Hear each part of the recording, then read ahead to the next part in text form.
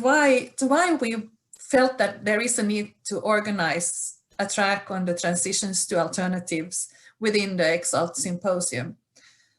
And we think that there is a need to not just focus on the resistance to extractivism, but we need also to understand how to envision or work with the kind of re-existence, as Walter Mignola calls these alternatives. How do we re-exist beyond extractivism? And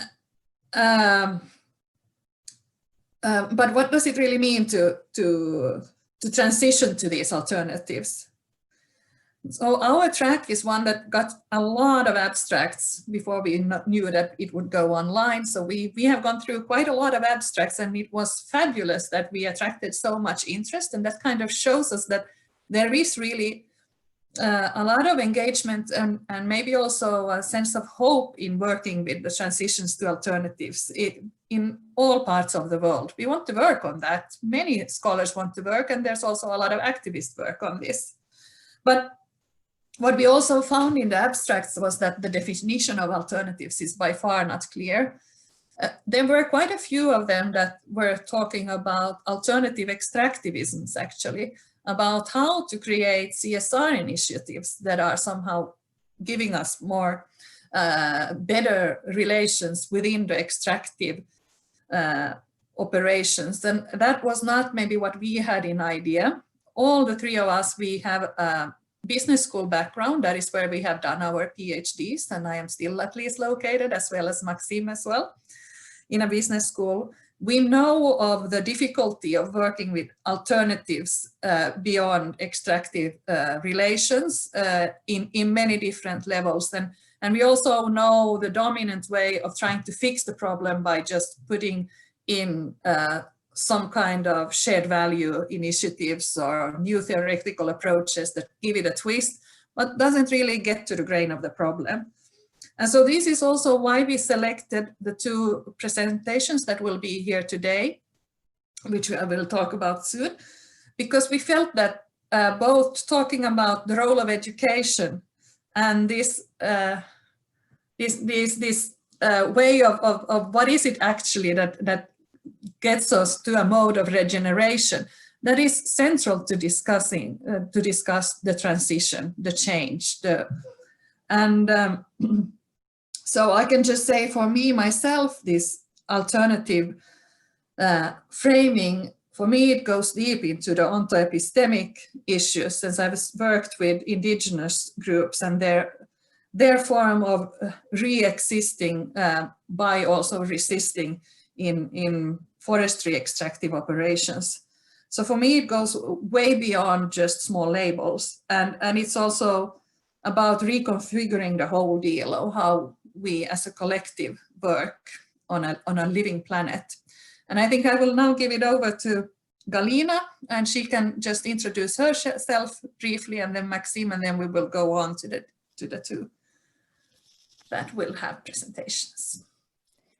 Thank you, Maria, for this introduction. I will just briefly introduce myself. So my name is Galina Kallio, and I currently work as a postdoctoral researcher at the University of Helsinki.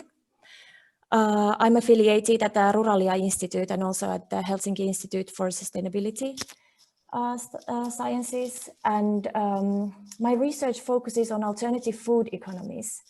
And I've particularly studied different practices of exchange, such as food collectives, community-supported agriculture, crop swaps, seed exchanges, and the like. I'm really looking forward for the next presentations because I'm really interested in education, but also my current research project focuses on invisible work in regenerative agriculture. So I'm particularly interested in regenerative land practices and in exploring questions of value and livelihoods, human-soil relations and methodologies advancing for understanding multiple ways of knowing. So I hope we will be able to reach some of these topics today as well. And I give floor to Maxim to introduce himself. Thank you.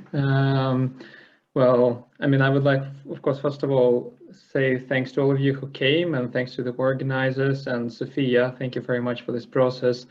I think my best way to introduce myself would be first to say that this session wouldn't be possible without maybe Maria and Galina, I would say, because it happened so that this exact session is on the same day when I submit my dissertation for print. So it's been quite a journey. So thank you, Mia. Thank you, Galina, that you have pushed this through. My research is about back to the landers, or the contemporary back to the landers in Sweden. So it's individuals who, from non-agrarian backgrounds, who decide to go, how we say, back to the land and start a farm. And I have been looking at this process of reconnection with the land, what it means in the context of modern society, how it shapes their alternative agriculture and business practices, but also all of the challenges that they encounter along the way, whether it's personal challenges related to, let's say, doing alternative agriculture, physical work, or living an agrarian life, or more systemic hurdles that come from well, working in the system where there is quite much of a lack of institutional and political support for this kind of initiatives. So I wouldn't go further than that. The issue of alternatives is close to my heart, very dear to my heart, both in my research and in my, let's say, civil society work for transition movement in Sweden. So I look forward to the session, to the discussions, and thanks to the speakers joining us today. It will be amazing to hear what we have to discuss. Yes, thank you. So now we will go over to the first presentation, which will be done by Stephen Healy from the University of Western Sydney, and Bhavya Chitranshi, did I do well there? That is at the Institute for Culture and Society at the University of Western Sydney. Well, both are at the same place. So I will keep it short, this part. You will have a presentation on coming down to earth, care, commons, and the politics of food sovereignty. I have previously heard about the work that you are doing at the Institute for Culture and Society, and I'm looking forward to this conversation that you will be giving here, and I will give it over the floor to Stephen and Bhavya now. Thank you. Thanks very much, Maria and Maxim and Galina, for the introduction. I want to begin by acknowledging that I'm speaking to you from the unceded territory of the Darug and Guangai nations in Australia, and I pay my respects to their elders, past, present, and emerging. In this paper, we seek to think together two places that are seemingly very disparate: Odisha in India and regional New South Wales in Australia. But it is not Australia and India as nations in the global order that we intend to bring out here. It is also not a particular local plot of land in Australia and India that we want to highlight as exceptions to a global order. It is a third position that goes beyond the paradigm of the local global, speaking of different affiliations between land and the related climate crisis, affiliations embedded simultaneously in attachments to a particular patch of soil on the one hand, and having access to the larger world on the other. Both locations are the site of collective action and cooperative organization, where people are struggling to secure agrarian livelihoods, subsistence cropping and dairying, under threat from the effects of anthropogenic warming, global warming. Striking differences in affluence and poverty, culture and cosmology separate them, while other things subtend their connection, most notably the constant stream of brown coal leaving the hottest, driest continent on the planet to be burned at the South Asian continent in the name of progress. These places and communities are bound by the consequences of the Anthropocene. In both places, people are trying to secure a common future by means of cooperation in challenging times, suggesting another thread of connection, the possibility of solidarity. If we understand food sovereignty as an aspiration, as a desire for autonomous control over food security at various scales, then solidarity names a disposition across scales, a politics that involves organizations more than human matter, but also imagination and desire. Next slide, please. Their particular yet interconnected condition seems a perfect illustration of Bruno Latour's terrestrial politics in his recent book, Coming Down to Earth. For Latour, the terrestrial is a third attractor that is at once a place without being the local, connected to the making of a shared world without being the global. The terrestrial is a context for Latour's parliamentary politics of nature, mapping out the earth anew. It is a place where Australian dairy farmers and indigenous radical agrarian women's collectives in India negotiate with respective constraints and possibilities, patient capital, community stakeholders, a sometimes supportive state, soil scientists, regional hydrology, plants, animals, and a living soil to find a careful way forward in a changed world. The terrestrial is a place where these disparate communities can share what they've learned about new ways forward. Next slide. Latour uses the basin of attraction to explain our present situation. The axis representing the movement between attractor 1, the local, and attractor 2, the global, is the dynamic setting for what he calls globalization plus. In the familiar story of progress and development, time's arrow is always pointing from the yet to be modernized local to the already modernized global, where modernity exists as a tension between place-based nostalgia of the local and the deterritorialized renditions of the global. But for Latour, industrialization, and in particular the extraction and burning of fossil fuels, have generated two new attractors in a dynamic system of globalization minus. Advance to the next image. A movement between attractor 4, what he calls out of this world, and attractor 3, what he names the terrestrial. Our present moment, as represented by this second axis, is defined by a struggle between those who affirm our relationship with this earth and with one another, and those who would deny it. Next slide. Latour typically is a patient medicalist thinker, but in this text, he's unusually bold. The first 20 pages connect rising economic inequality, the broad commitment to state deregulation, and the denial of climate change. He's suggesting that all three are in fact part of a single phenomenon, unfolding over the last half century, writing, and I quote, "The elites have been so thoroughly convinced that there would be no future life for everyone, that they have decided to get rid of all burdens of solidarity as fast as possible," unquote. One can see this very well today in relation to a shared imaginary of coal mining, a strange admixture of the promise of work, economic development and progress, foreign exchange and prosperity and national belonging. Collectively, they constitute a familiar imaginary, a well-rehearsed story of opportunity, progress, and prosperity. However, its power depends upon the denial of realities of climate change, a disavowing of its consequences, and in the delay of any response to it. The politics that takes shape here for Latour is truly post-political. In his words, literally a politics with no object, since it rejects the world it claims to inhabit. Next slide, please.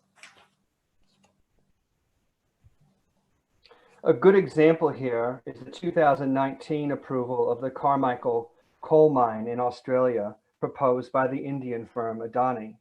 When completed, the mine will ship 60 million tons of brown coal annually from Australia to India. This project is sold on the basis that it will provide jobs in regional Australia. The promise in India is of energy generation.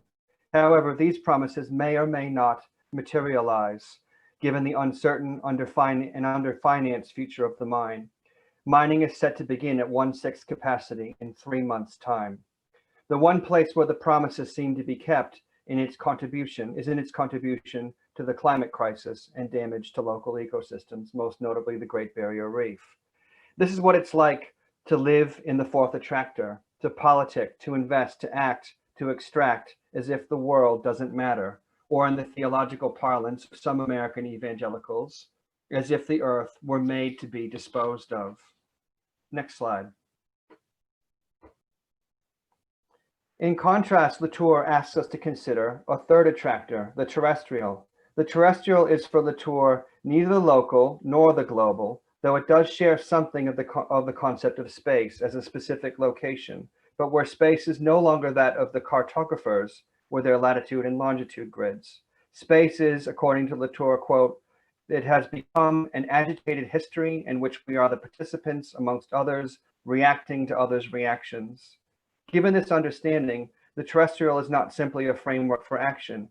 It is rather an active political participant in that action. In this way of coming down to Earth, landing in a different geohistory, and in an attempt to relate differently to the Earth and with one another, the unprecedented terrestrial becomes a wicked universality. Next slide. Here, we speculatively juxtapose Latour's third attractor to another third, Chakrabarti, Dhar, and Kallenberg's concept of the world of the third. The world of the third, according to these authors, is the harbinger of a non-capitalist language, logic, lived experience, and ethos outside of and beyond the circuits of global capitalist modernity. While the third world within the symbolic order is capital's constitutive inside, its appropriate other, the world of the third is the foreclosed outside, the inappropriated other. Unlike third world, the world of the third is about a third that is both present and absent, present in forms of life, but absent in discourse. The discourse of global capitalism and inclusive developmentalism, marked in turn by capitalocentrism and Orientalism. It is about a world beyond what are conventionally and cartographically known as first worlds and third worlds. A world harboring a third kind of ethic and experience that is neither capitalist nor pre-capitalist, but non-capitalist. Understood this way, the world of the third offers us a possibility for rethinking a post-capitalist subject embedded in what the authors call in a politics of emplacement, a dual politics of the co-production of subjects and places, a politics of post-capitalist becoming in place. We see the world of the third as a post-colonial contribution, as a broader post-capitalist theory and practice. What might it mean to see these, the third attractor, the world of the third, places, people, subjects, and their common struggle as something that helps to discern a place beyond the logic of capitalist business as usual? Returning to our two examples, what might it mean to think with the world of the third, not just in India, but also in Australia? Though in very different ways in both Orissa and northern New South Wales, we see capital used for the sake of non-capitalism. As Gayatri Spivak once put it, a use of capital in service to another form of life meaningfully attached to place. It is in this context that we might begin to discern a different configuration of what food security or community-based food sovereignty might mean in the context of a terrestrial politics. Here, rather than say anything about what it's like to come down to earth, we'd instead bring forth two examples that speak for themselves. Next slide, please. Northern New South Wales and southern Queensland in Australia are rainfall-dependent agrarian regions. Most of the rainfall marches from east to west across the country during the Northern Hemisphere monsoon season. When the rain is falling, one can see why this part of Australia gets its name, the riverlands. Their serpentine forms snaking through the rolling hills, dairy pasture lands, fruit and nut tree groves on their way to the Pacific. This region has a long history of agricultural cooperatives. These co-ops work to organize and sustain various farming activities in ways that have benefited both family farms and surrounding communities. Norco is one of them, and for 125 years, it served the New South Wales and Queensland small herd dairy pasturing community. Next slide, please. Next slide. 2019 was the third year of a particularly vicious drought. The droughts, if return to the previous slide, the drought placed incredible strain on family farms and the communities that sustain them. Next slide. The drought has created a dry fuel load that has led to fires in the area and the first application of the catastrophic fire risk category to the entire state in its history. So New South Wales is that really red bit on the East Coast. Before the summer had even started, and this is last summer is what I'm talking about, the fires had already been burning for 3 months. While climate change calls into question the continuity of dairying and every other agricultural activity in the region, the cooperatives have themselves been responding collectively to this calamity. Unlike other cooperatives such as Murray Goulburn that demutualized and ultimately disintegrated, Norco members and leadership have spent the past 2 decades resisting both the depredations of the largest players in the industry and repeated pressures to demutualize, to go public. Norco has remained steadfastly committed to cooperativism, negotiating higher prices for their dairy farmers, carefully stewarding its capital, expanding into new regions only when they were certain of success, communicating with members, and being transparent in an effort to maintain trust. Next slide. Many of the co-ops in the region, including Norco, have their own extension agents that deal with everything from agronomy and husbandry to the politics of family farm succession. They have also formed a regional alliance that advocates for the maintenance of roads and other critical infrastructure. Others have been involved in underwriting rescue equipment that helped respond to the fires. All this infrastructure has been deployed in dealing with the disasters of the past 2 years, but the co-ops have been thinking about longer-term solutions. To be sure, dairy farming is and can be extractive. Some in Australia call it white coal, and that may be the case. It may not have a future. On the other hand, along with the other co-ops in this region, they've played a key role in developing a regenerative agricultural program at neighboring Southern Cross University, and this is the first program of its kind on the continent. One final note, the rains have returned and the dams are full for now. The cooperative principles of solidarity and cooperation amongst cooperatives have enabled them to survive the worst drought and fires the continent has ever seen. Ironically, COVID has been a context for their further success as both other farmers and citizens have become increasingly aware of the relationship between provenance and food security. More farmers have joined Norco during this period because of what this cooperative has been able to accomplish. To continue on in the language of the basin of attraction for just a moment, this may be a moment for shifting to an adjacent possible position within the realm of the terrestrial, one where soil health, carbon sequestration, soil biodiversity take center stage in this context as they do in agroecology. This move towards regenerative agriculture may not solve every problem, but in the Australian context, such a shift may be more proximate than one might imagine. Next slide.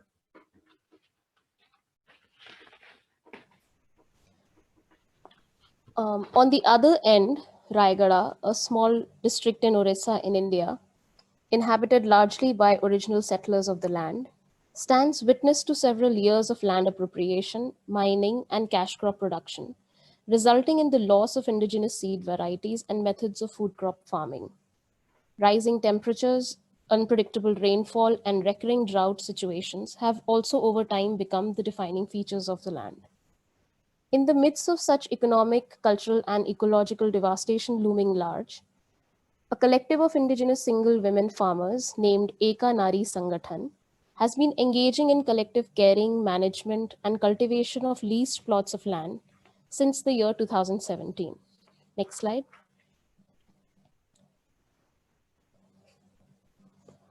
This collective was forged by 40 single women and myself in 2013 as a space to host relationships of care and companionship among single women in the area. The collective's ethic of care and companionship extends also to the common land that these women cultivate together. Apart from shared laboring practices and equal distribution of the produce among women members, constant efforts are undertaken to move beyond extractive, inorganic, and capitalist market-based farming by engaging in ecologically sensitive and sustainable farm practices. Care for humans and for earth others in this world of the third context gestures towards a terrestrial politics. Can I have the next slide, please?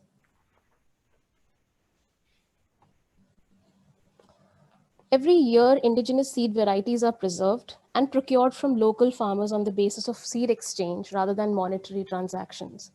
Mixed food crops are cultivated using natural fertilizers and plant-based pesticides in order to ensure food security and sustain healthy relationships among human and earth others. through recovering lost knowledge systems and practices in agriculture and devising alternative strategies of surviving well. These women have been engendering post-capitalist possibilities in Raigada. Continued experimentation in agriculture and efforts at commoning are making way for newer conversations and engagements with local farmers, activists, policymakers, and concerned organizations. Next slide.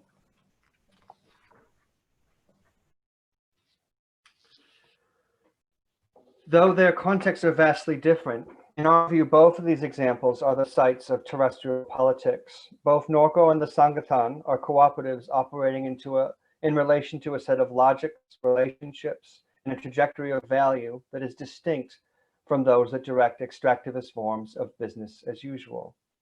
Both are located metaphorically in the world of the third, giving expression to an autonomous politics of food sovereignty, pointing away to a post-capitalist outside. In closing, we want to suggest that this cooperative approach to a terrestrial politics both involves and depends upon a coeval process of subjectivation, outside of an imaginary fascination in which the local must become the cosmopolitan, in which Norco must become Murray Goulburn and sell out, in which the women of the Sangatan must become self-interested, profit-maximizing entrepreneurs. Extracting profit, demutualizing, selling out, getting real. For a century, we thought these terms described the era of progress, but really they led us to the fourth attractor, where we think we are orbiting above the Earth, but where really we're being sucked down the drain. And as we go, thinking perhaps Freud was onto something with his concept of the death drive. And it's here that we would suggest a parallel between Latour's four attractors and another quadrant scheme from a different time, Lacan's L schema from 1966. World of the Third seeks to develop an aboriginal psychoanalysis, one that might make us sensitive to the dynamics of the group, those that keep us circling inside of capitalist hegemony, and those that might lead us out. For Lacan, the primary circuit of identification is one of imaginary identification between the subject and other, or the individual and the group. Language plays a role in reinscribing imaginary identification. This reinscription can cause suffering, rivalry, and injury, keeping us trapped in a world that causes us to suffer, and the analyst must take care and pay attention. But there is also something else, the voice of the unconscious, which speaks a language of its own from the lower right-hand corner of the diagram. The unconscious speaks the language of hesitations, eruption, laughter, puns, and slips of the tongue. The point, and those of us who are in analysis are familiar here, is that this language needs speaking. It bears repeating, for it's in its repetition that something becomes clear, the expression of a desire for an elsewhere, these thirds that we have spoken of. Next slide. Next slide. Within this welter, there was also another voice to discern as well, speaking through an agitated history, reacting to other reactions. For Lacan, the emergence of the subject's unconscious truth, the desire they must not betray, requires us to listen for it. For Latour, a half-century later, we must listen to the language of the earth other as the beginning of a terrestrial politics. These two relationships speak to desire, one with one another and one with the earth other. Thanks very much for your attention, and thanks for the organizers. Thank you.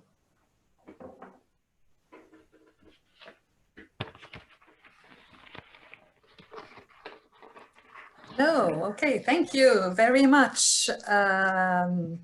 So this has been an interesting presentation, and we do have some questions and comments that have come in. What I wanted to add here is that I didn't really introduce you that well because I lost track of what I was going to say. So I can, before we take the questions, just say that Stephen Healy has co-authored the book Take Back the Economy, an ethical guide for transforming our communities, with J.K. Gibson Graham and Jenny Cameron. And he's also a member of the Community Economy Research Network.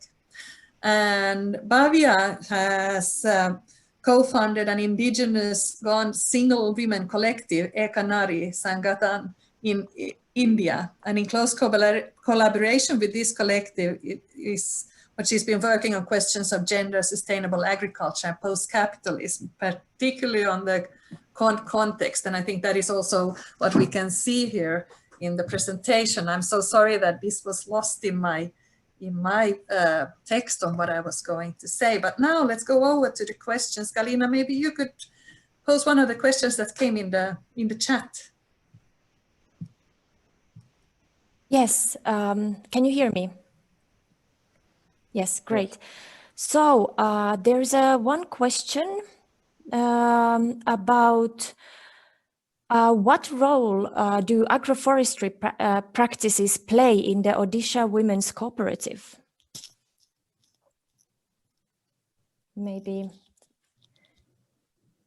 please do.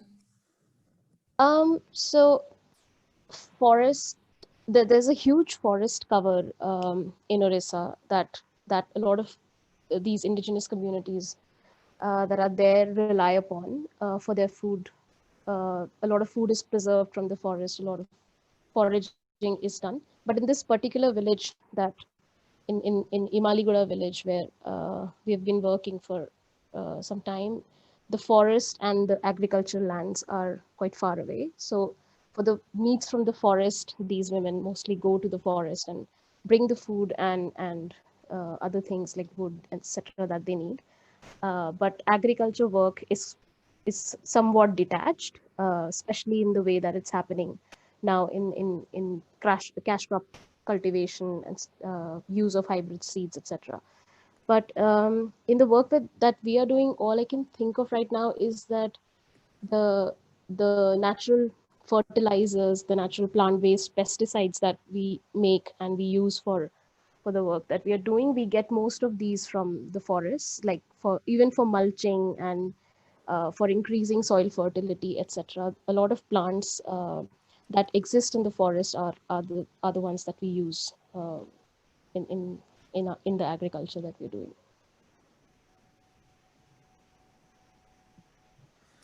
Okay. Then there is another question. Let's see here now. I'm juggling with many pages, but a question from Molly Anderson. She's asking, is it that the elite with the political power don't think there will be a future life, or just that they are very willing to sacrifice everyone outside their white, rich sphere? In the US, there is a strong racist dimension. Do you have any comment on this? Yeah, absolutely. That is unequivocally the truth. So Bhavya and I, along with a group of others in Australia, we read Latour's Coming Down to Earth, I think in maybe late 2018. But I think, a short time later, I read a book by a guy named Kallio, who's behind the Cooperation Jackson Initiative in the American South, right? And it is an attempt at creating a kind of Black autonomous space. And his analysis is very much the same as Latour's. And Latour's analysis in Coming Down to Earth was very much inflected by the colonial experience, really seeing that kind of extraction and Black disposability have gone hand in hand. And again, this seems to be a kind of a clarification in his politics that wasn't there before. So I see kind of those two analyses as converging. And shameless plug, so there's going to be an extended interview with Kallio in the next issue of Rethinking Marxism, and he appeared in the COVID dossier as well. So yeah, if you're interested in that sort of take, absolutely, he's the man to go to for sure. One amongst many.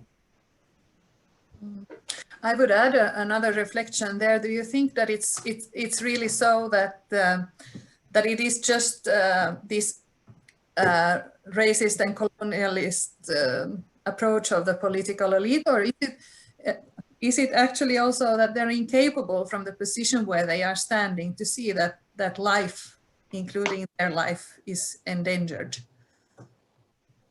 That is it just a question of power? Is it a question of more than that?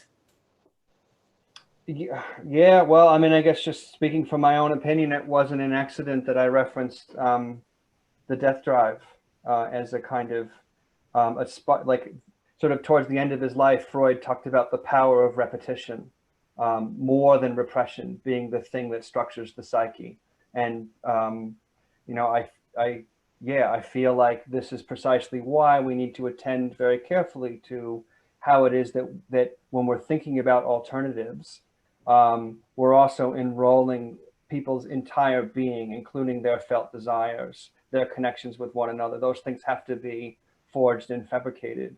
And it doesn't matter if you're talking about a co-op in northern New South Wales or the Sangathan. There has to be an attention to how we relate to one another as we do this work together. And to me, that's like part of the co-op education. That's part of the ethos. Galina, do you have a question there next? Yes, there's a comment and a question. Very inspiring stories, says Marta Conde, and asks, what is the potential for these stories to cross-feed each other at the international level? Is that even desirable? Or should we focus on sharing and promoting regional place-based solutions? Bhavya, you got an answer? No, I don't think I have an answer, but yes, definitely. I do think that it's a desirable proposition to have these stories speak to each other and have shared solidarities that we were also gesturing towards in the talk. How can that be done and how possible it is? It's hard to imagine, but it's not like these examples don't exist. Like, for example, movements like La Via Campesina and you know, they've been promoting these kinds of place-based regional movements across countries. So I do think it's possible. My only hunch every time I think of these collaborations is that how much we also keep the focus and you know, deep-seated work happening at the regional level as well, because sometimes it just becomes about these solidarities and these connections and that kind of macroscopic work, and we lose sight of small little challenges and, you know, everyday connections that need to also happen in the regional at the regional level. So yeah. There is another question here. There seem to be different modes of cooperatives. Some support members' interest well and have connections with stewardship, but others don't. Have these different types been studied?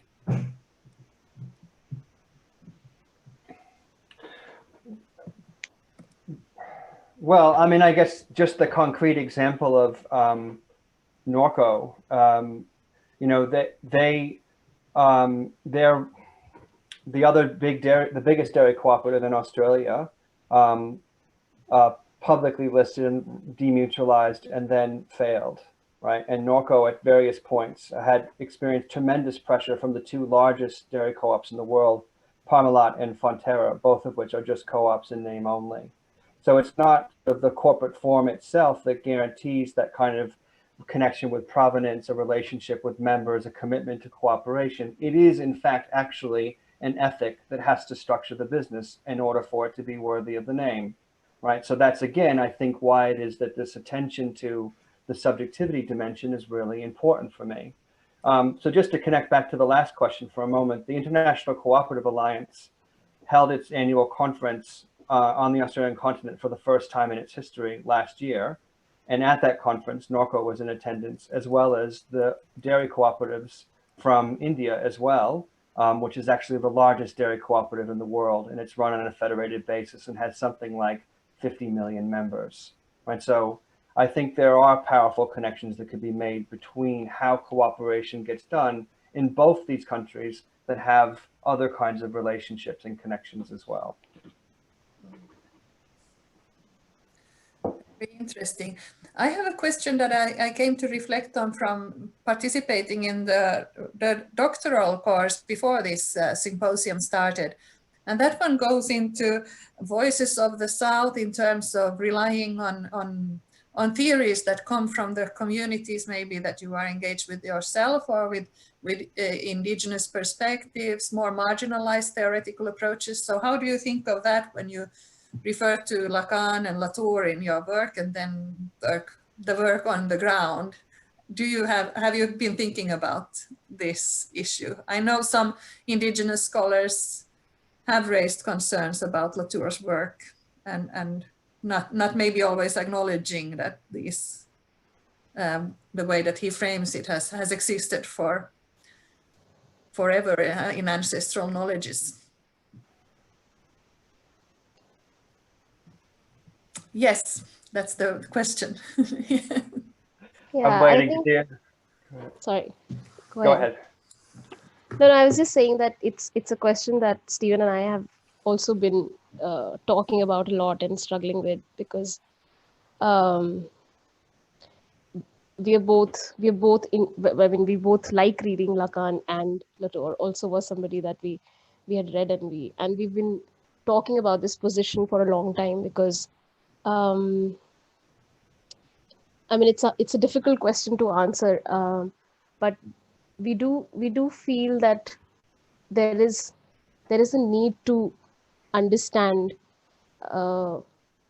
indigenous philosophies, indigenous wisdom and knowledge practices, which have perhaps been, not like, we have to really search for them, look for them, and they don't exist in the way that probably Marx, Lacan, Freud, these theories do.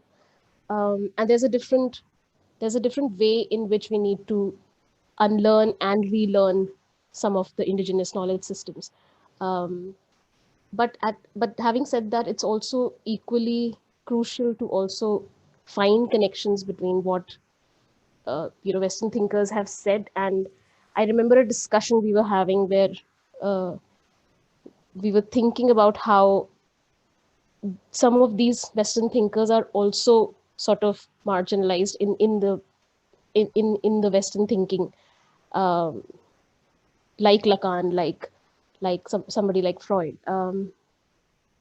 So yeah, I mean, I think this tension would remain still. It's not going to go away so easily. It's not a matter of picking up indigenous knowledge systems and giving up Western thinking entirely in that way. But we remain cautious of this kind of position, of course. And World of the Third, I think in that sense, Anjan Chakravarti, Anup Dhar, and Stephen Cullenberg's work that we have been reading and we've been engaging with for a very long time is sort of that kind of aboriginalizing of Western thinking and bringing it back home, and even opening up a context like India to say that it's not, if it's in the global south and if there are indigenous people who are there, then it means that there's no first world component or westernized existences or capitalist. So rather than seeing the binaries like this, how do we disintegrate and conceptually, at least at this point. Stephen? Oh, look, I think that was a fantastic answer. I have a Maori colleague who is a big fan of a guy named Glenn Coulthard, who's an indigenous theorist from, I believe, Canada. And so one of the things that he's been thinking about is how sort of Latour's notion of a terrestrial politics mirrors Coulthard's concept of grounded normativity, right? So there's already a dialogue that's happening, I think, between indigenous thinkers and people like Latour. In the Australian context, is an Aboriginal philosopher who's done a lot of that work thinking about the concept of autonomy, right? So both Bhavya and I are, well, youngish, and we're entering a conversation that's already been started. All of these tools are at our disposal to make sense of the contemporary context. For me, like Norco, when I walked in, I thought, geez, it looked like any other business. But actually, when I actually met the people who were there, they really are committed to the place where they live. You could feel it. And how do I make sense of that? How do I take responsibility for that as a scholar? I didn't know that I was going to have to, but I do. Fantastic. We are about to wrap up here, but I totally share that the answer that came to this question and the difficulties here to step respectfully in these territories and to also make sense of those unexpected manifestations of the care for the land that come from traditions where you maybe didn't really expect it to be present, and how to make sense of it in academia where nobody either expected to be present is also, it's a difficult task to do, and still we have to work with that if we want to make these alternatives stronger, right? I think that Galina there has one more comment here, and we will have to wrap up after that. Yes, so this was a request that are there any websites of the topics and communities referred to by Bhavya and Stephen? So maybe you can send some links to all of the panelists and also the attendees to then go back to these case companies and organizations. Yeah. Sure. Yeah. And there's a lot of comments also here on thanking you for the perspectives that you are bringing up here, and there's a need to do more of the connection and solidarity action networks across different locations in the world. So I am sure everyone can follow the chat there and see what comes in. Please keep up the flow. We love seeing chat. You can continue discussing there as long as you don't lose the focus of the presentations that are going on. But this parallel evolution of the seminar is fabulous. So please do keep up the flow there. Thank you, Stephen and Bhavya. I hope we can continue the conversation with you. And although it's late in the evening in Australia, please stay with us until the end of the session. We now will go over to Molly Anderson, and let's see as long as I can get here to my script, that she is a William R. Keenan Jr. Professor of Food Studies at Middlebury College, where she directs the food study program and teaches several classes. She's interested in transformation to sustainable food systems, particularly pathways to achieving resilience and equity in food systems. And she's participated in several international and domestic collaborations, including the International Panel of Experts on Sustainable Food Systems. And what we will hear today is actually Molly's students who have done some amazing work, and I will let Molly introduce what we will hear about now and the kind of educational initiative that she has that is in line with transitions to alternatives. Please, Molly, the floor is yours. Thank you, Maria. And thanks to all of the attendees for joining us today. Thanks to the organizers for inviting us. This is a really interesting opportunity for us, and particularly in conjunction with this previous very provocative talk. What you're talking about in Australia has many similarities to what we see in Vermont. This is big dairy country. As I get started, I want to acknowledge that all of us are speaking from land that was stolen from the Wabanaki Confederacy in what's now the current United States. That land was never ceded, but we continue to live and try to do our lives on this land. I have the honor today of presenting a group of really amazing students and alumni from Middlebury College: Divya Gudur, Zoe Grodsky, Hanna Laga Abram, Ivonne Serna, Cora Kircher, Lucy Weiss, and Leif Taranta. I want to make clear that they are the primary presenters here, and it's their work that we'll be highlighting. I teach food studies at Middlebury. I've worked with some of these students in classes and independent study projects, or through planning for an environmental justice symposium that they had organized. But working on this presentation together was my first encounter with a few of them. I invited the students to present in this symposium because I was so impressed with the quality and depth of their thinking and with their passion and commitment. But I also wanted them to know that there's a community of scholar activists out there with whom they can work and who will support their efforts. I'd like to introduce our session by telling you a bit about Middlebury College. so that you understand the context better.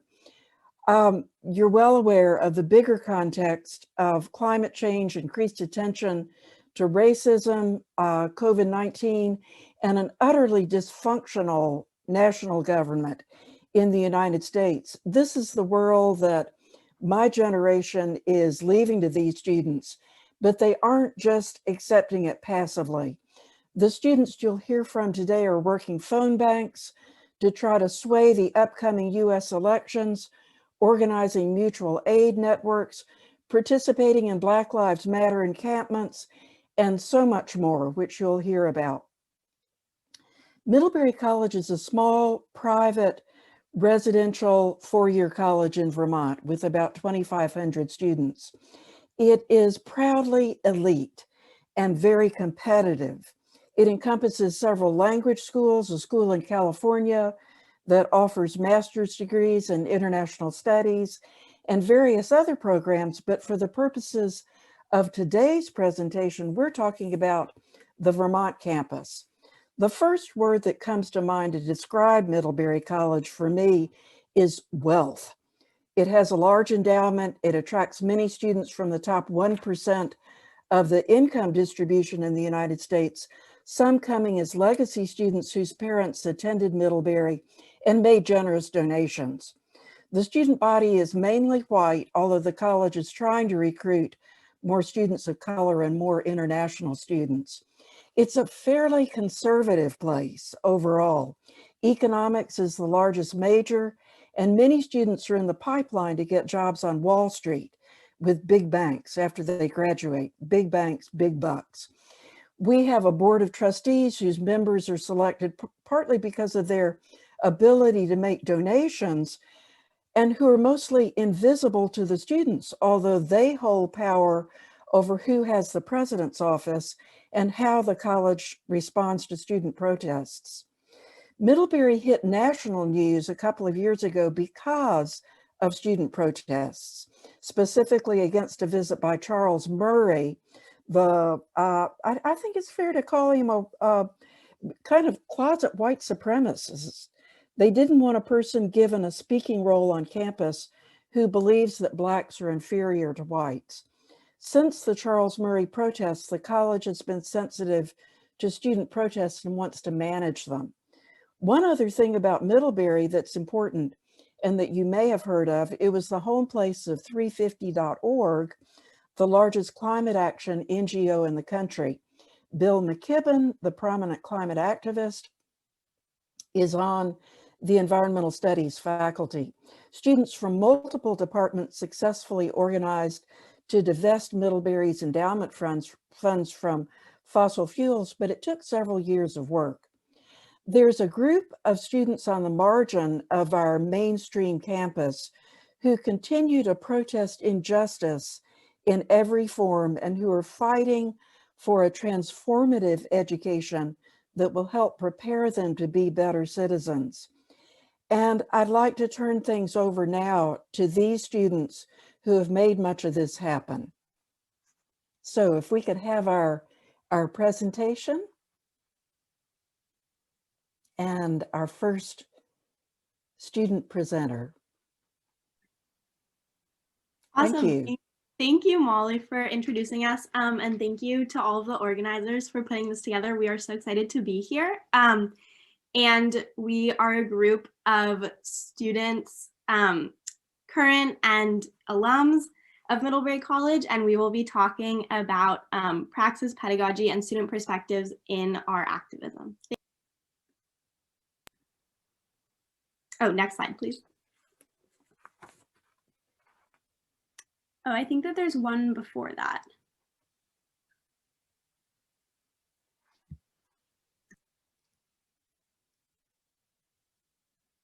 Well, it may have been moved to right after this.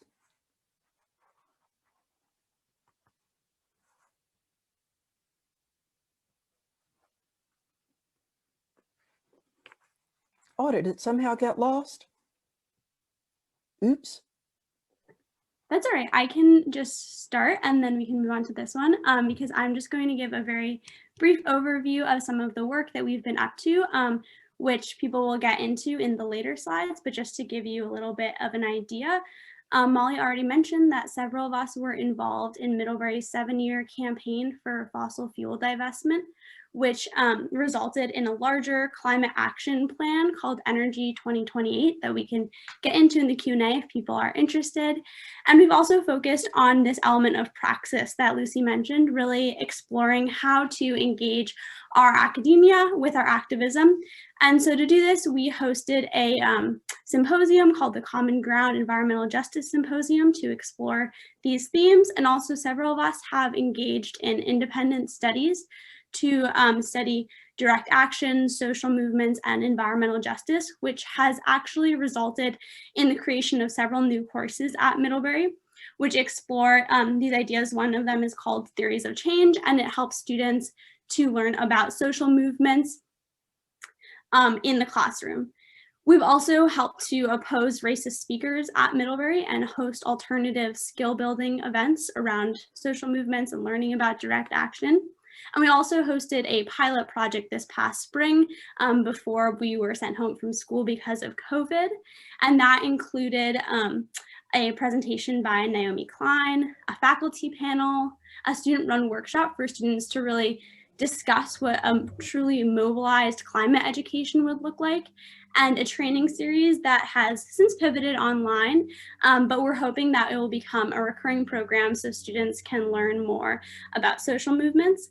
And as Lucy will get into later, we have also engaged with organizations that are not tied to Middlebury's campus and done off-campus work that has been really crucial to what we've been up to. So all of that will get discussed in more detail later, and we can stay on this slide. Thanks, Zoe. One of the things that we've learned most through our work is really the importance of social movements and popular movements from below in fighting for a collective future on this planet. And we've really learned about how in the face of oppression, exploitation, and societal disintegration, it's social movements that push oppressive institutions to change and are often able to topple them. And also, as systems collapse, fill in the gaps by helping communities take care of each other and build an alternative world. And we've seen this in our classes and our own research about the history and theory of organizing, but also in our own community through the examples of divestment, pandemic mutual aid, and countering racist speakers. Divestment was a 7-year campaign for divestment from fossil fuels, and as much as our administration attempted to take credit for the change that eventually occurred, we know that it was student organizing that made it possible and effectively forced it to happen. And we've also seen through our work countering racist speakers and building community healing spaces on campus that it's really organizing that provides a counter towards institutionalized white supremacy, capitalism, and eugenics. And when we were evicted from campus last March in the onset of the COVID pandemic in our state, we also organized a mutual aid system to link students to housing, food, and transportation exponentially faster than the college was able to provide these resources. This was yet another lesson in how flexible autonomous movements can protect communities far better than bureaucratic capitalist institutions. So now through all this learning and organizing, we know that in the face of compounding crises, students really need to learn organizing skills, and that the skills of organizing, activism, and social change are some of the most important pieces of education we need to struggle for a collective future.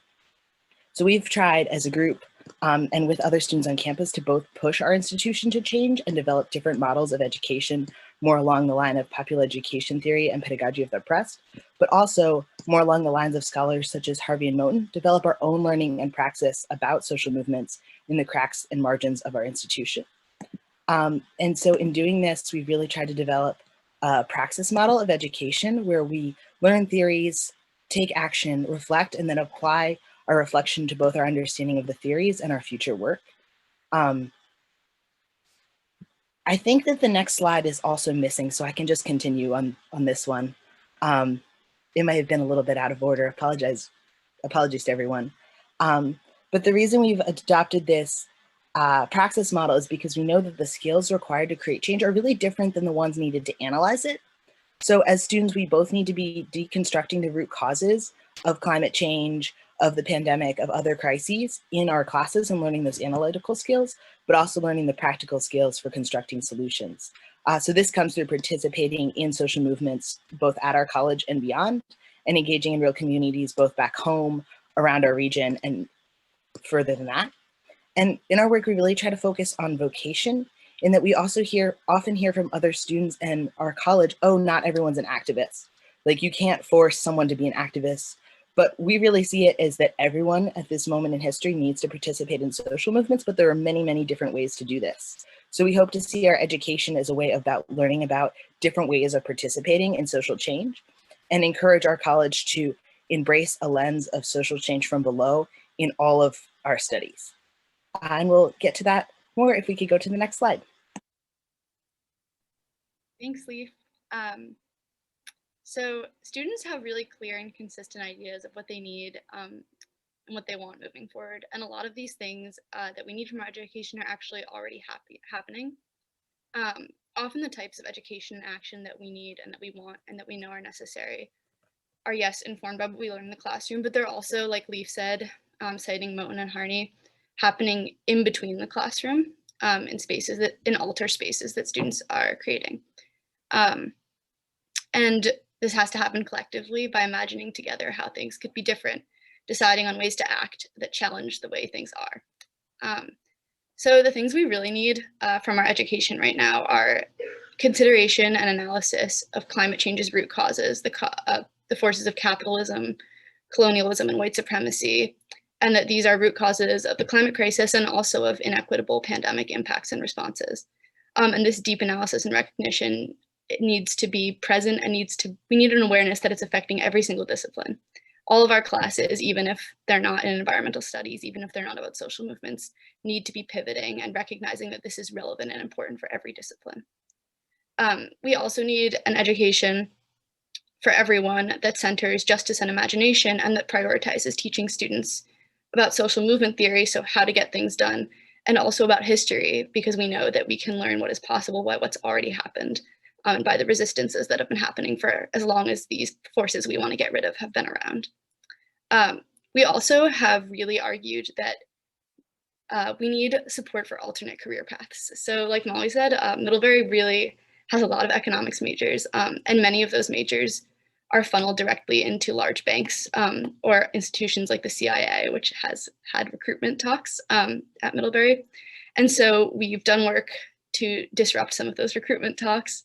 We also have a lot of people have been doing work to try to get support for these alternate career paths, maybe outside of the systems that are doing direct work to cause the climate crisis and all of the terrible oppressions that go hand in hand with it.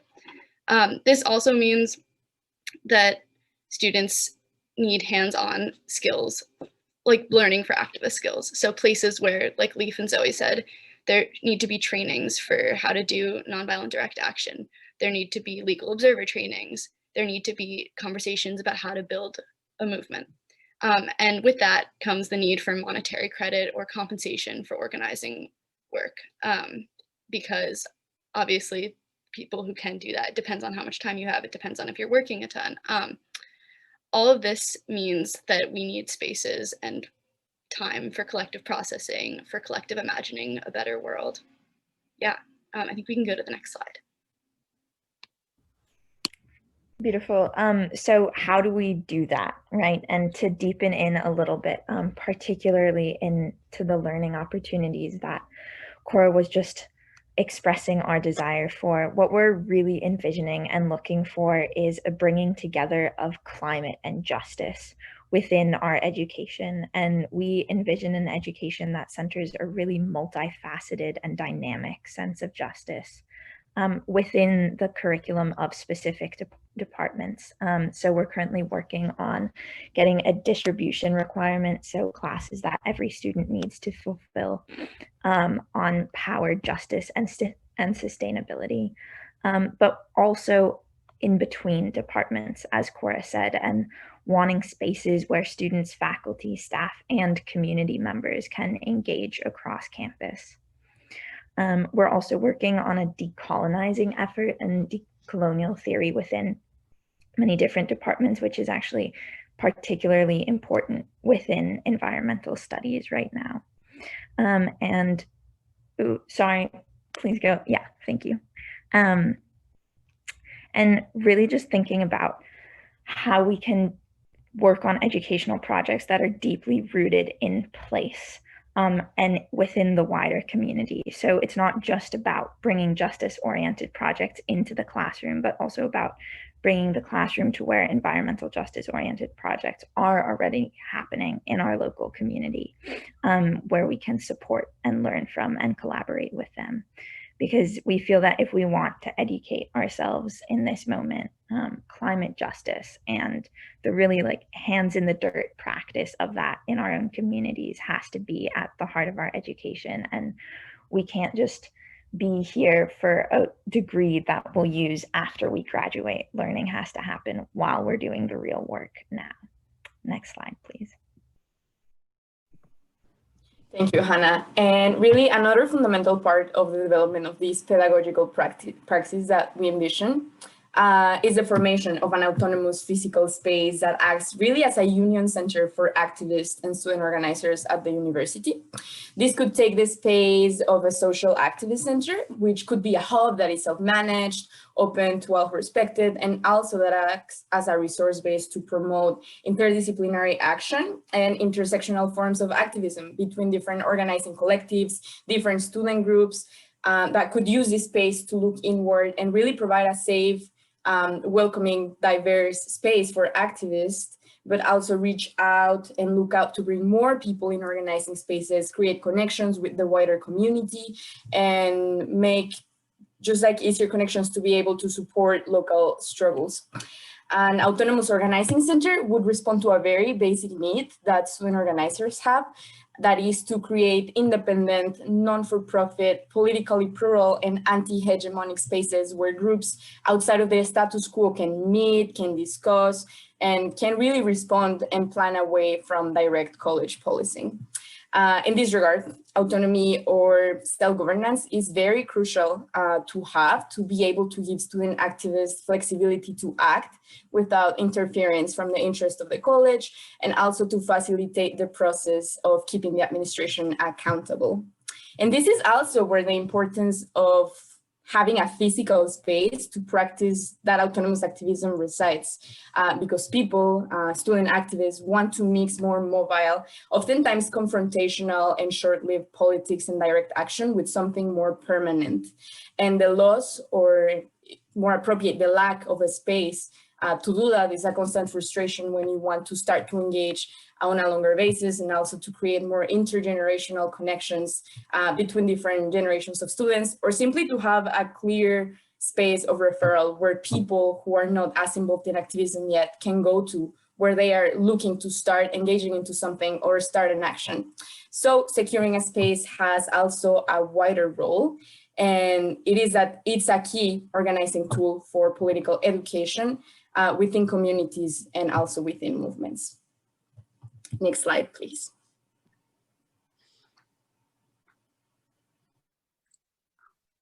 Can you go to next slide? Sorry. Okay, you can go back. Okay, so Lucy. Yeah, thanks, Deb. So our work on and off campus teaches us that our education expands beyond the classroom and out toward our community and throughout the rest of our lives.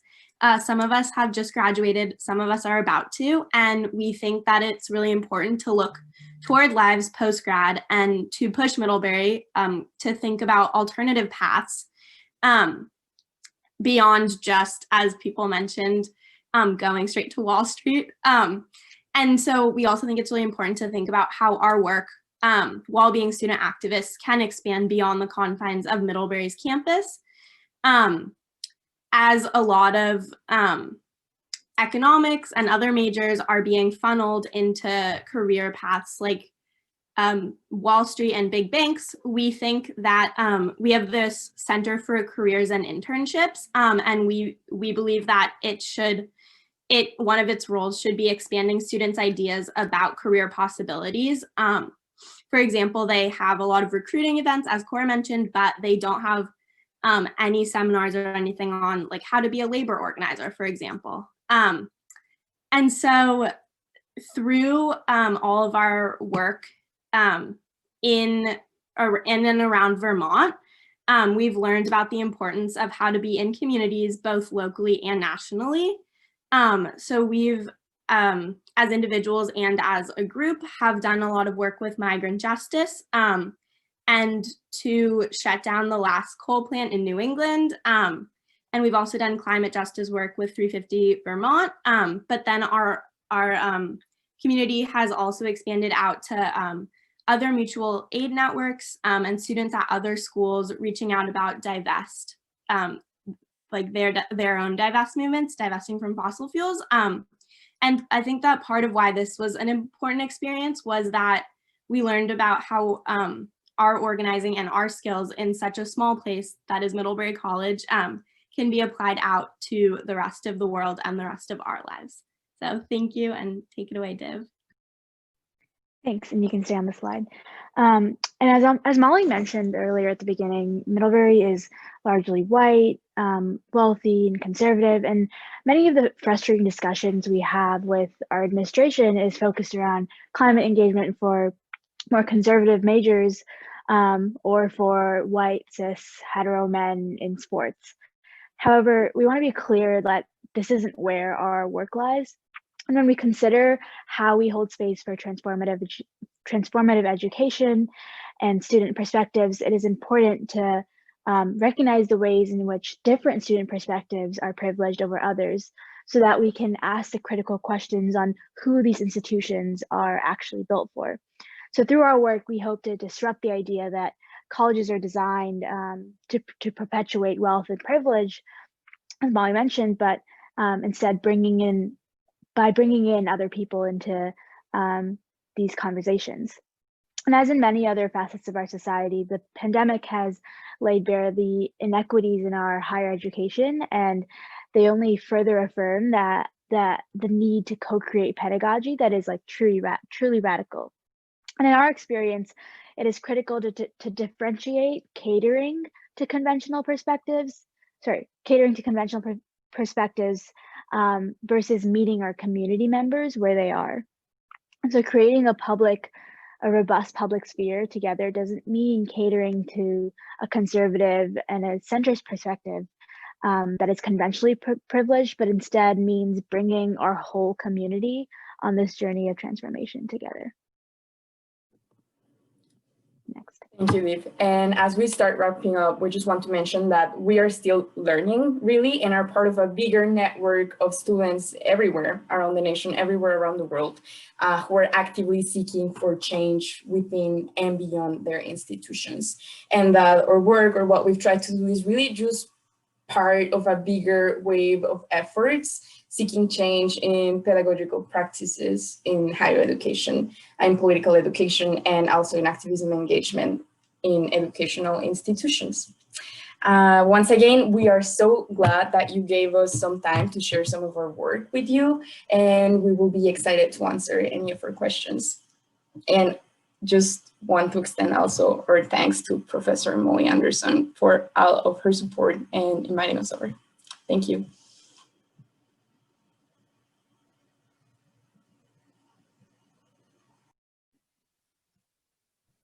I'm muted. I'm sorry. Thank you very much for an inspiring presentation. And there's been quite a lot of activity going on in the chat too, so that's nice. Galina, do you have a question that come up here right away before I dig into some of mine that you have spotted in the chat? Yes, I'm here. I'm also struggling with multiple screens and trying to figure out, because I think that not all of the chat comments are seen to all the attendees. Some of them are only for panelists, but that's okay. There are, I can say that there are lots of very inspiring and positive mood that I can sense from the chat, which is great. And I still encourage everyone who is now attending this session to try and write their maybe own experiences, because I think it's very valuable to share them. So please do still, we still have a lot of time, so you can share your own experiences in education. Do you, Maria, have a particular question? I might ask a question. Yes. So yeah, first of all, thanks all of you for the voices and the presentation. It was great to hear. And I got a lot of flashbacks back to my time when I was studying for my master's in environmental management here in Sweden. So it's a business education with sustainability focus, you can say. And I remember very vividly that time when we were approaching the end of the education. And I remember all those years of all these critical discussions we had in the corridors and the divestment movement group, and like all of that was there. But once it came to graduation and the time to actually make a living and make choices, then many people really forced that kind of feeling of being forced to the corporate environmentalism, to where the jobs were in a way. I myself can say I was kind of the one who postponed the critical decision and went to academia, as they say. In a way, it's a hard truth. So my question is, in a way, like, how do we match this if we talk about alternative education, radical education in business and economics? Like, there should be alternative ways, of course, also of, following after the education to substitute this entire infrastructure that has been built by the existing system to take care of the graduates. So how do we do that? If you have any further reflections or ideas, what could be these other ways of, following the education and how this could be constructed, created? Molly or students or anyone who feels like responding. I'll jump in, and I'm sure the students have ideas about this too, but one of the themes that's coming through in the chat so far is this question of, well, how do you do this when the professors in the institution is not geared to that kind of education? And I think, Maxim, that's a lot of what's behind what you're asking too. I personally have always encouraged students to follow the things that they think are most important and where their own sense of making a real contribution to a better world lies. But I've also had a little tickle of anxiety that maybe I'm pushing them into areas where there are no jobs, or where they will be forced to take jobs with non-governmental organizations that are paying sub-living wages. So I don't feel great about that. But at the same time, we've got to make that switch. It's almost as if there's a pedagogy that's needed for the professors as well as for the students to help the professors become, and the institution itself, to become more self-aware, more aware of how it is narrowing choices for students into the conventional, which is leading to a dead planet. And students, yeah. I'm sure you have ideas too. Yeah, if I could jump in on that too. Yeah, totally the job market thing, having just graduated, totally feel that. But also like wanting to name that the thing I want most from my professors is to help me build an analysis of how to be a good person in the world. And to the professors that have like kind of helped me realize that certain institutions are, if I was working for them, I would be complicit in the climate crisis to an even greater degree than I already am. I feel the most grateful for that. But I also just wanted to name, I think Maria said something in the chat about this, which is also that like, yes, to a degree, we can't like force educators to have super radical politics and transform the classroom. But students are also co-creating the classroom with professors and have so much agency over how conversations go and like what types of frameworks get introduced, or even like, I don't know, we've all had experience kind of fighting with professors in class. And I think those are some of the classes I've learned most in, even though I maybe didn't enjoy it that much. But so I think that that's something I've been thinking about, is like, we're not just making these kind of alternative spaces outside the class, but by standing up for what you believe and having frameworks that you can bring into classes, you can also kind of challenge that. Other thoughts from you folks? Yeah, Leif. Yeah, sort of going off of that, I wanted to mention that a lot of times we don't have support for this work. Middlebury does have like this commitment to, in the mission statement, to social change, and in a lot of school propaganda to sustainability and environmentalism, but a lot of that is still very much within a capitalist, imperialist framework. So a lot of what we do is working to challenge that, and also working to create the spaces of education for ourselves. So seeing a lack in trainings about direct action, creating those, and creating educational opportunities for ourselves and each other, and then doing that enough that the school feels pressured to adopt it because they realize, oh, this is kind of something new and transformative. And then they say, oh, we made this thing. We're like, no, you did not make this thing. We made that thing. But it's been a lot of sort of building our own system of education, taking school money for events to bring in radical speakers that we entirely organize, but really sort of using that ethos of steal from the institution as much as you can and build your own institution in those gaps. And that's been especially with our approach to, I see a lot of questions in the chat about the economics department, of us trying to bring in more radical economic theory and finding a lot of resistance. So a lot of what we've done is protest recruitment to finance, protest recruitment to the FBI and the CIA and other institutions that come to recruit on our campus to take students down this pipeline of thinking that they can create social change by becoming Wall Street bankers. So we do try to challenge that a lot and provide this alternative of what if we all went and blocked a pipeline instead?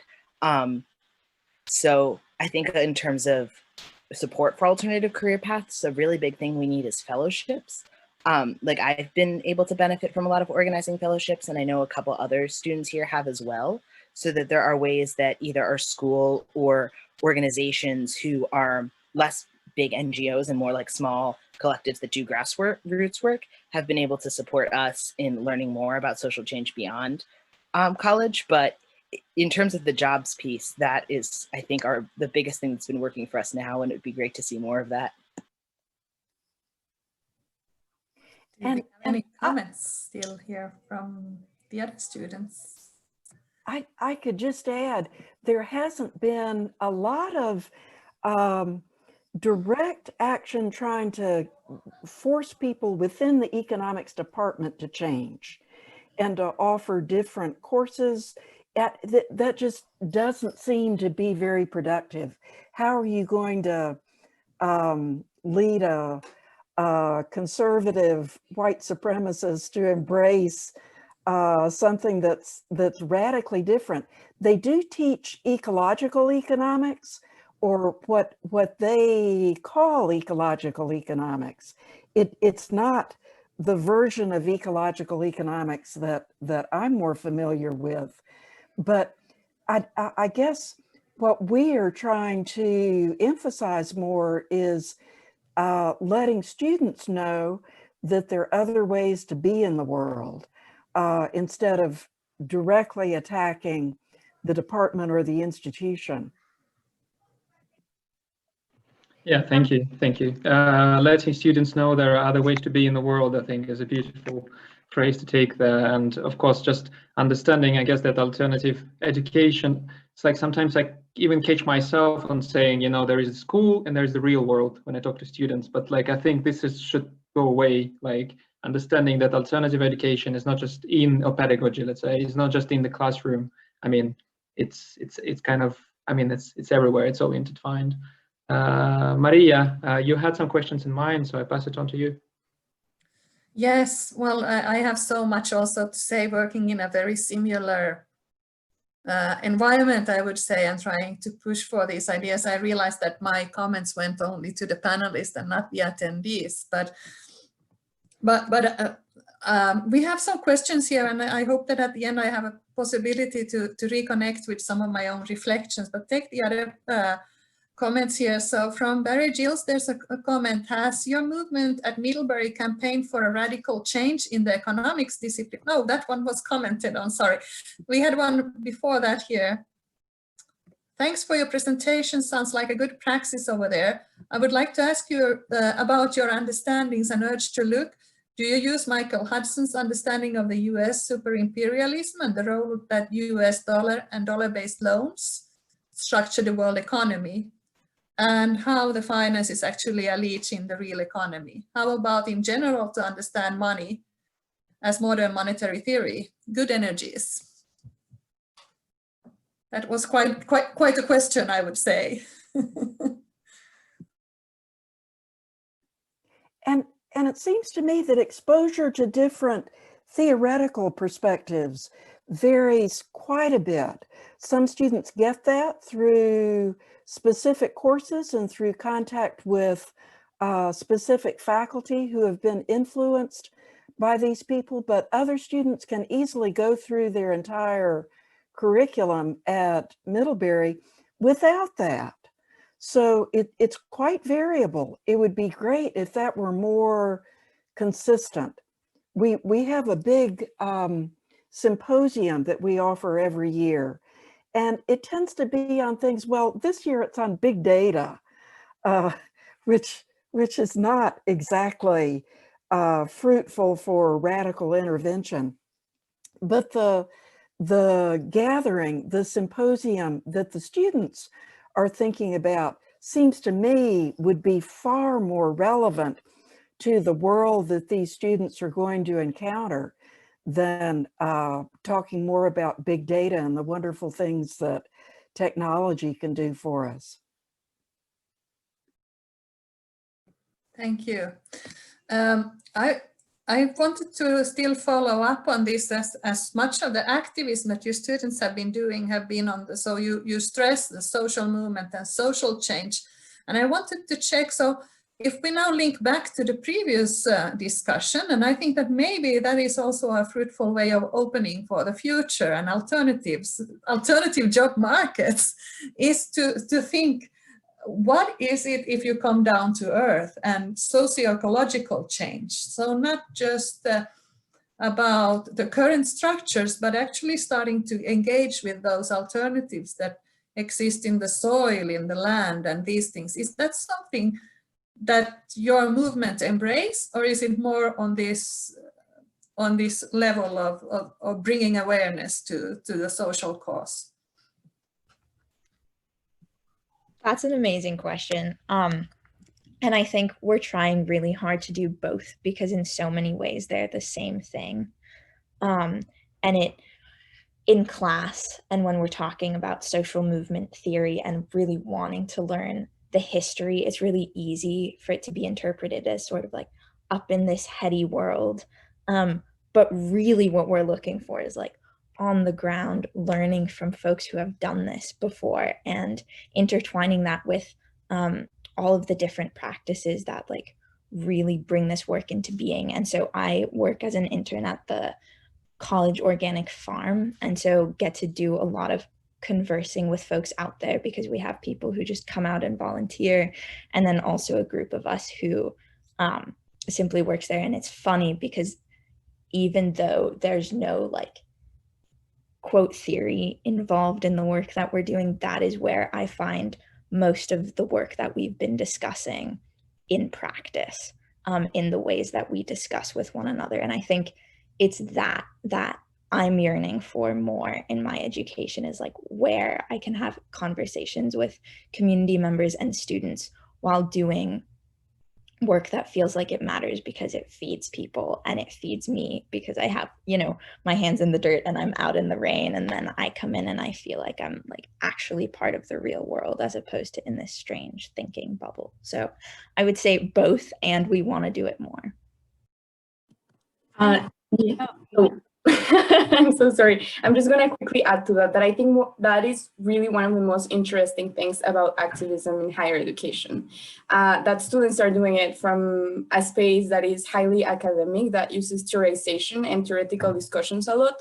So that gives a lot of opportunity for that sort of like intellectual discussions of how activism works. But in the ground, it is much more than just theoretical talk. And I think that's where like all of the energy comes from, that you have the opportunity to be able to study things like theories of change, like systems change, how like all of that works, and discuss it in a classroom. But if you do not have the opportunity to apply it outside, it just goes by words. And I think sometimes it just further feeds this loop of very exclusive elitist forms of action that do not actually respond like to the needs that people outside of the world of academia have. So I think that's where students in higher education have such like an important role in kind of like connecting these two worlds together, which is very exciting.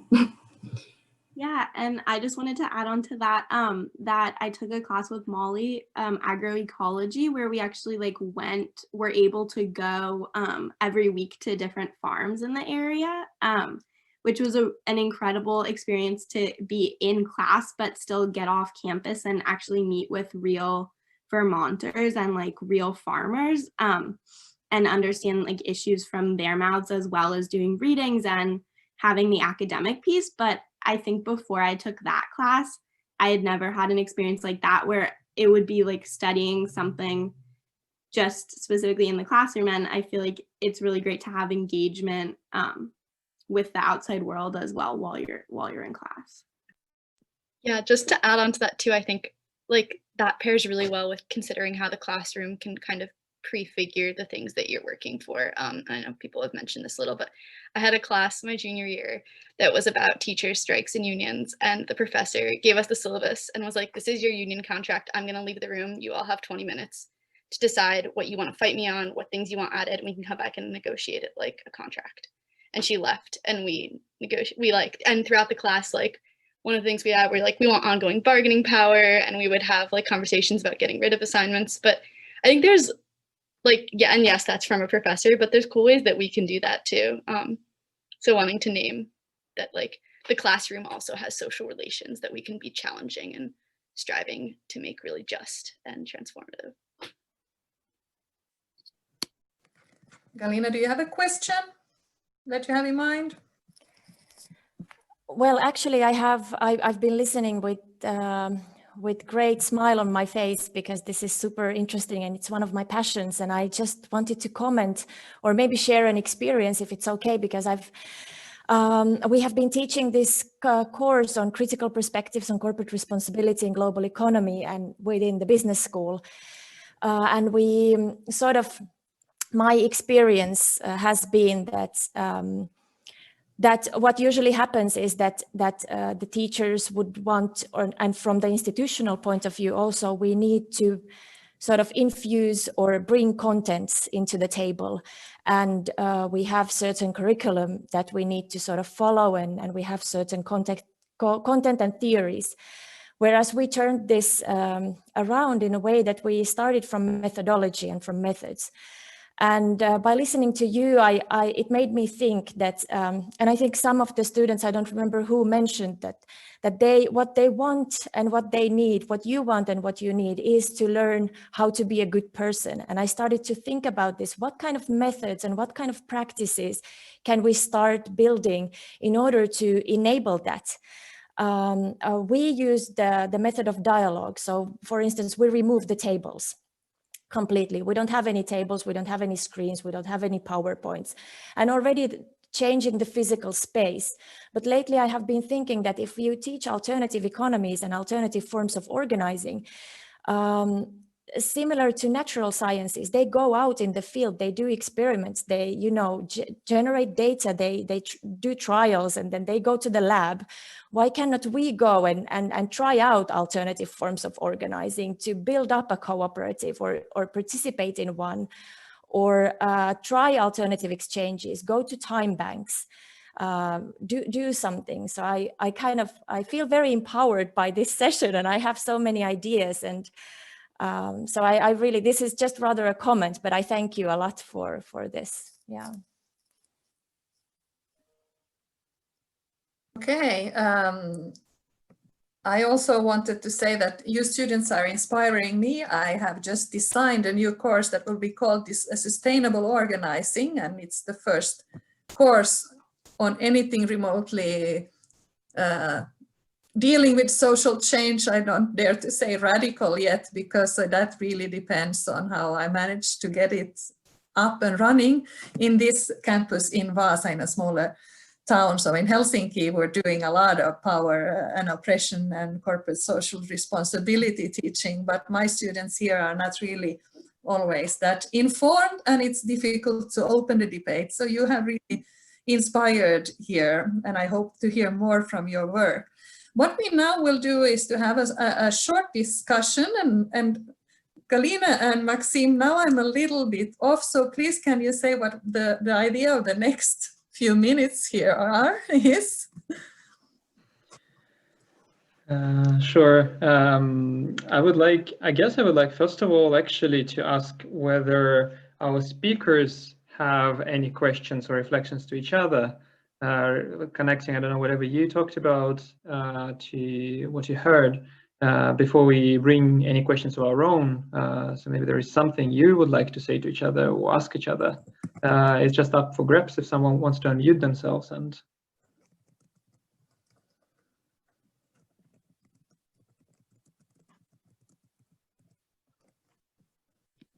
I would be really interested. I was kind of thinking about asking Bhavya and Stephen this before, but like thinking about kind of the term Anthropocene as something that we're all using so much. And I mentioned before, I'm doing this research with a professor at Middlebury this summer and into the fall, and was reading, I don't know if anyone's read Decolonizing the Anthropocene by Zoe Todd and Heather Davis, but they have this like critique of less the term Anthropocene, which I know also has, but like the time marks for it. But I felt like it could be really interesting in conversation with what you were saying about like the like notions of progress and scale, and how maybe the term Anthropocene can serve as like a universalizing project to like blame environmental crisis on like human nature instead of understanding capitalism and colonialism as causes.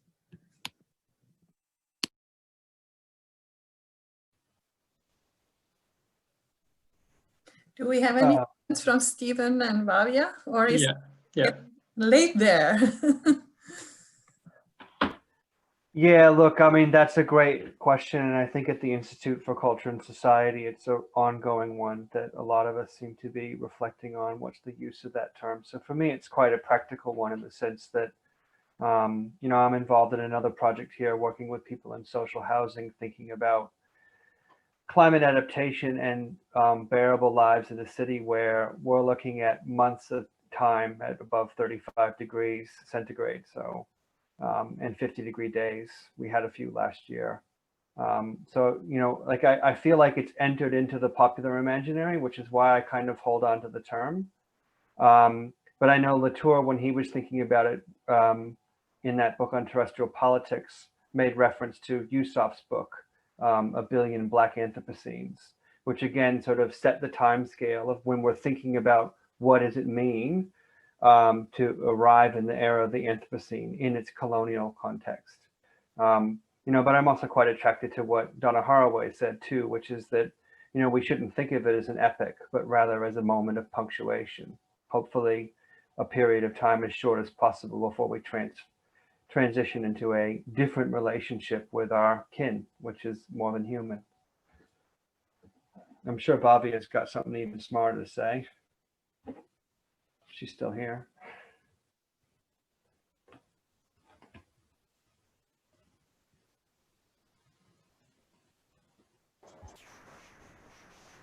Yeah, I mean, I haven't read much on Anthropocene per se to be able to comment on this, but I do feel that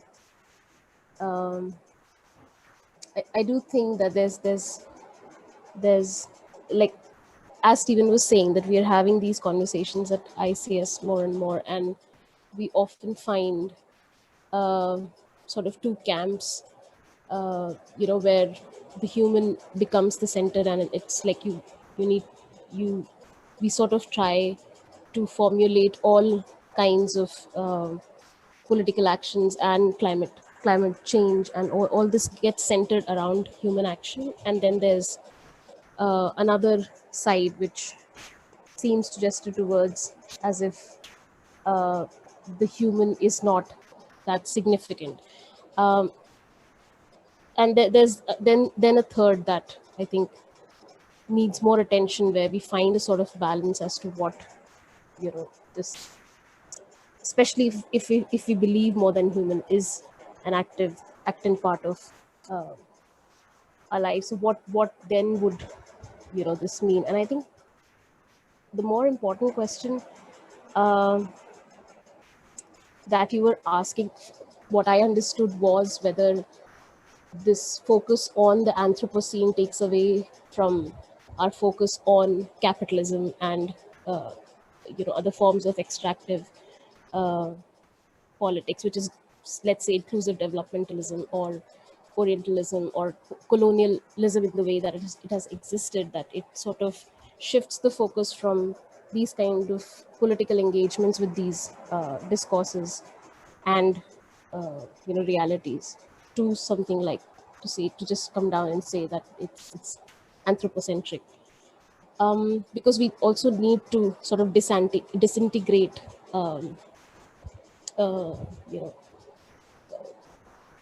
I mean these kinds of lived realities.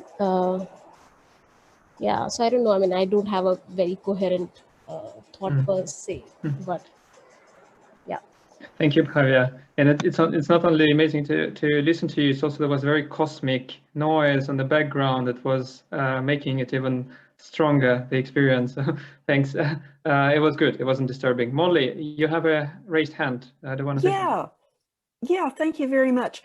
I just wanted to comment, draw attention to Yvonne's suggestion that perhaps the racial capitalocene is a more appropriate term for what we're dealing with. And it certainly links in with the theme of this symposium of global extractivisms and their very close connections with capitalism.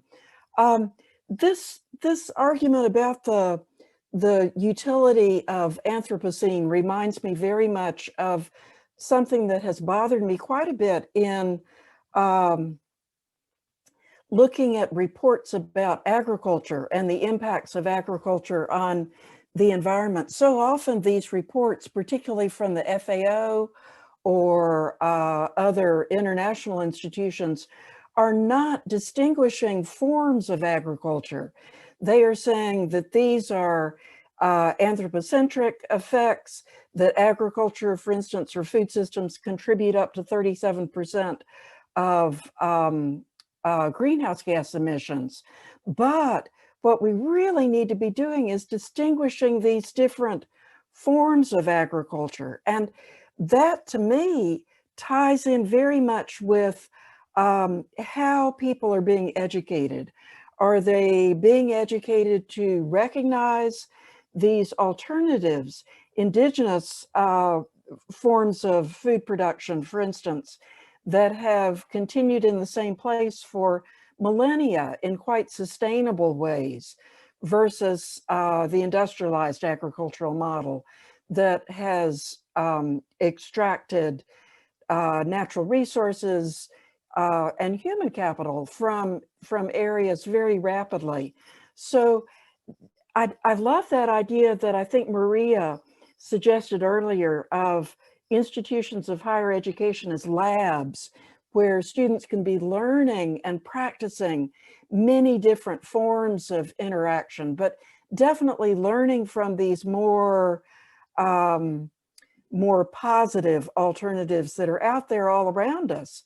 Eco-villages, transition towns, indigenous ways of being, different ways of knowing. We need to make sure that students are being exposed to those. Thank you, Molly. One question we have for you in a way is, I mean, the reason we are sitting here at the moment and not physically, of course, is like we know why it's the case. And COVID has been mentioned a couple of times during your presentations as well. And it's something quite interesting and has a lot of contested meanings nowadays. We, on the one hand, here in Sweden and Finland, for example, have been discussing COVID in a way as some sort of an opening for some of the alternatives. This spring, for example, we had an immense interest in transition movements, events in local food. All of the gardening shops have been like sold out. I mean, there is something has been happening. On the one hand, on the other hand, there are discussions coming from the, let's say, global south. As Maria told me a few times, is that the extractivism is increasing and there is no possibility to resist, for example. So very contested idea. So if you look at COVID now and you think about it in connection to alternatives, what's your take? Do you see it as an opening? And then how or what your other reflections would be? Who feels like answering first can just start, and then the other person can fill in if they want.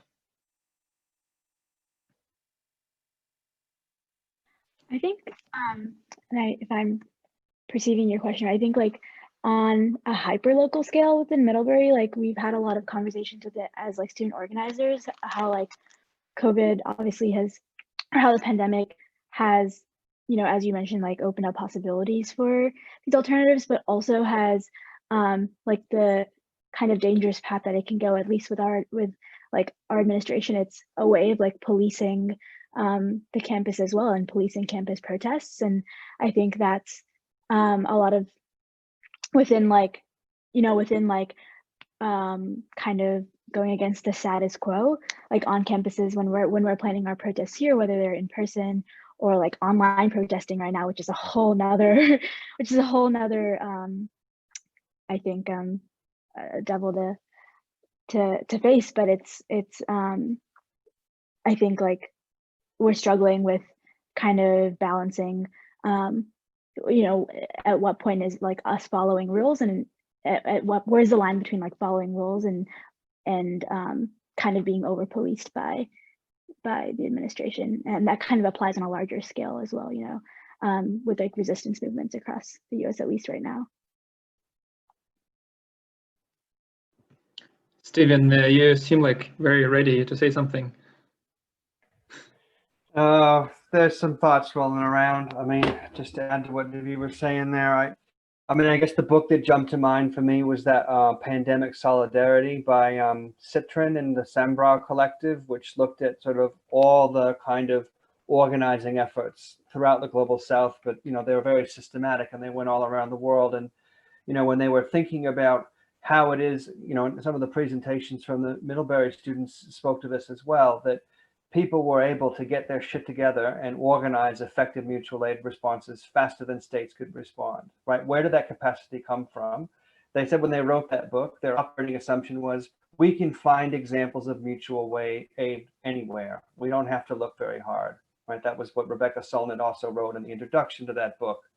So yeah, I mean, for me, the question is, under what circumstances can these kinds of practices of mutuality become more durable? So one of the things that we've been doing in the Community Economies Collective is comparing notes between the 20 different countries where our members are located about just particular topics, like how do people practice different forms of food security? And you know, one of the things that we found is that there's lots of similar things happening in Australia, New Zealand, India, and Finland around sort of thinking about using a combination of social enterprises and other distribution networks to produce food security that then also opens the question of, can food become a basic right? And then we begin to think about, in a much more systematic way, what it would mean to kind of transform all the infrastructure that might make that possible. So I do see this as an incredible opportunity. As Latour put it, sort of the giant pause button has been pressed. So we do have this kind of window of opportunity to think, I think, quite radically. I don't know how long it's going to stay open, though. And yeah, my heart goes out to people in America right now, that's for sure. If I may add to that, I completely agree with everything that everyone has said. It's such a big window that I think so many people are really, really taking advantage of for the good. At the same time, there is another interesting side of the pendulum that can happen in situations like this, and it's something that some like people and authors like Naomi Klein have written about in a book called The Shock Doctrine, which is like therapy, I guess. And is that in moments of like intense crisis where people are exhausted, where people are really just like looking to go but day by day, it's very easy for the hegemon, in this case, I guess the neoliberal free market, racing faces hegemon, to take opportunity of like those times of crisis to move forward questionable policies while citizens or people are simply too distracted, tired, or exhausted to be able to develop an adequate response or just be able to resist. So I think while it opens a very, very big opportunity, it's also just very important to be very aware of the counteractions that can come. So just like thinking about the resistance that it's occurring in this moment, that it's so powerful within that frame, I think can strengthen a lot the actions that people can do, just because it's also something that is happening. Very present in so many places in the world right now. Thank you. Thank you. Okay, Mia, so I have a request. I was about to start wrapping up here. Sorry, Maxim, talking on top of you, but I got a request. Give 1 minute to Leif. So please, just briefly, because we need to still say some words before we are shut off by Sophia, who is the one watching over us. Okay, thank you. Yeah, I just wanted to sort of build off of that. I think for us in terms of student organizing, there definitely has been a big window of opportunity with the pandemic, in that our mutual aid efforts at Middlebury ended up spreading across the country, and we were able to link up with a lot of other student organizers around supporting mutual aid efforts. And then we ended up using that network to talk about more like what truths can we see evident in society that the crisis of the pandemic is making even more apparent, and do some more political education work. So around direct action trainings and cop watching trainings and other things that are both the mutual aid side of organizing, but also the direct action and community defense side of organizing. So that was a really big opportunity. And I know locally in Burlington, we've been trying to keep some of the mutual aid efforts going, like food distribution every day, linking up that with political education and direct action work in encampments, et cetera. So there has been this way that the mutual aid piece, I think, also feeds into political education and direct action. But like Yvonne said, it's absolutely like a battle between that and some of the shocks that people in power are trying to implement at the same time. So I think that there's an opportunity, but a complicated one. Thank you very much. And we will start to wrap up here. There's so much I would like to say. It's been amazing 2 hours to listen to your work and the energy that is transmitted even through a screen. There's a few things that we wanted to wrap up with. And well, one of the things I think that come through here now is this issue of networking, the importance of creating networks across local sites, because these issues are very local struggles often, but we need to have solidarity support, informational support, knowledge support of how to go about things. So we were going to suggest, if you want to be on an email list, either plot down your email here in the chat so we can get it there, or then we can maybe also use if you have registered for this session, but I know there's a lot of registrations that people that are not maybe here right now, but if you have registered, we can put out an email also that way to get in contact with you. We would like to set up an email list or some sort of form to continue the conversation. We still hope that we will have an on-site session next year so that we can meet and continue to have the conversations also at coffee breaks. We have with Galina and I are working on a session at the EGOS European Group of Organization Studies. For the first time, we will have a session on decentering organization studies from human-centered research.